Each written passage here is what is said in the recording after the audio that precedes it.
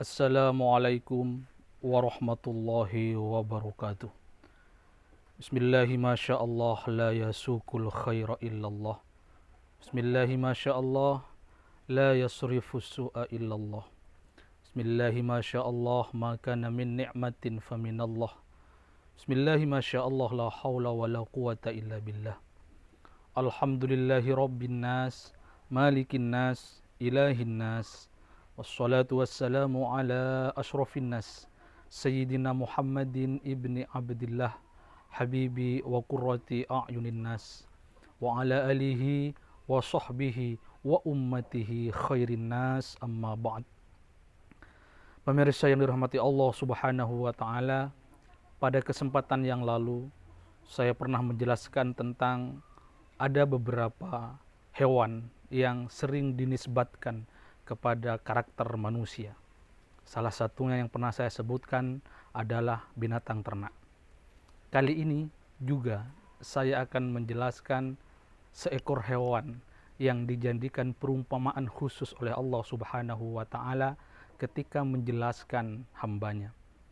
Dalam surah Al-Baqarah ayat 26, Allah Subhanahu wa taala berfirman, "A'udzubillahi minasyaitonirrajim.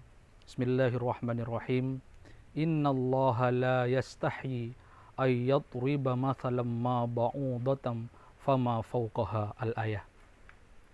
Innallaha la yastahi, bahwa sungguhnya Allah tidak malu, Allah tidak segan, ay yatriba mathalan ma ba'udatan, untuk membuat perumpamaan, pemisalan seperti seekor nyamuk. Wama fauqaha, fama fauqaha, bahkan bisa membuat contoh yang lebih kecil daripada nyamuk tersebut. Dalam ayat ini Allah menjelaskan bahwa ia tidak segan, ia tidak merasa sungkan untuk membuat percontohan seperti nyamuk, seekor nyamuk. Kira-kira seandainya kita mau berpikir, ada apa dengan nyamuk? Kenapa kok sampai dijadikan sebagai contoh oleh Allah Subhanahu wa taala? Mari kita perhatikan seperti apa kondisi nyamuk, seperti apa karakter nyamuk, sebagaimana karakter binatang ternak yang pernah saya sebutkan sebelumnya.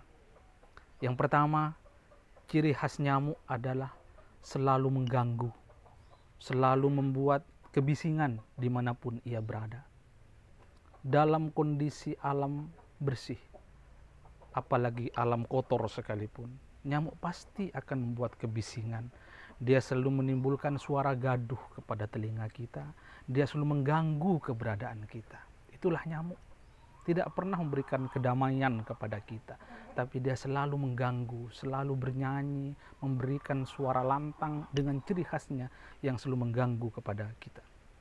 Oleh karena itu, kalau sampai diri kita atau Anda ada yang punya sifat seperti itu, selalu memberikan kebisingan kepada tetangga, selalu memberikan suara lengkingan yang sangat mengganggu kepada tetangga, berarti kita telah mempunyai salah satu sifat daripada nyamuk, yaitu selalu menebar kebisingan. Pemirsa yang dirahmati Allah Subhanahu wa taala, ciri atau karakter daripada nyamuk yang kedua adalah dia berkasab, dia bekerja, dia mencari makan lewat dengan cara menyakiti orang lain. Tidak ada nyamuk yang bekerja di kantoran, tidak ada nyamuk yang membajak sawah. Yang adalah nyamuk yang menggigit dan menggigit manusia, menghisap darah. Apakah itu manusia yang dihisap atau hewan, semuanya dihisap oleh nyamuk. Oleh karena itulah nyamuk tidak bisa hidup tanpa dengan menyakiti orang lain. Nyamuk tidak bisa makan kalau tidak menggigit orang lain atau hewan. Nyamuk tidak bisa kenyang tanpa harus menyuntik manusia atau hewan. Itulah karakter nyamuk. Oleh karena itu, ketika ada di antara kita semua yang menggantungkan hidupnya untuk menjamin kelestarian hidupnya di dunia, tapi dengan cara menyakiti orang lain, dengan cara merampas hak orang lain, dengan cara menggigit orang lain, berarti itu sama saja kita dengan mempunyai salah satu karakter daripada nyamuk. Pemirsa yang dirahmati Allah Subhanahu wa taala, yang ketiga, ciri khas daripada nyamuk adalah melakukan profesi atau pekerjaan yang bukan bidangnya. Itu nyamuk. Kita lihat apa keahlian nyamuk. Keahlian nyamuk ada dua. Yang pertama adalah menyuntik, yang kedua adalah bernyanyi. Itu nyamuk. Dimanapun nyamuk berada, dia selalu bernyanyi. Seakan-akan dia menjadi biduan. Padahal yang dia sebarkan adalah kebisingan. Begitu kental mencekam kepada telinga kita. Bising suaranya. Tapi dia begitu percaya diri. Dimanapun dia berada selalu bernyanyi dan bernyanyi. Seakan-akan suaranya sangat indah. Padahal itu sangat bising dan mengganggu. Dia sudah mendeklarasikan seakan-akan seperti artis sehingga dia layak bernyanyi. Padahal suaranya tidak enak. Itu berarti nyamuk melakukan sesuatu yang bukan profesinya. Yang kedua, nyamuk menyuntik, menghisap darah dan memberikan racun, menyuntik. Oleh karena itu padahal sebenarnya nyamuk bukan menyuntik. Menyuntik itu pekerjaan dokter.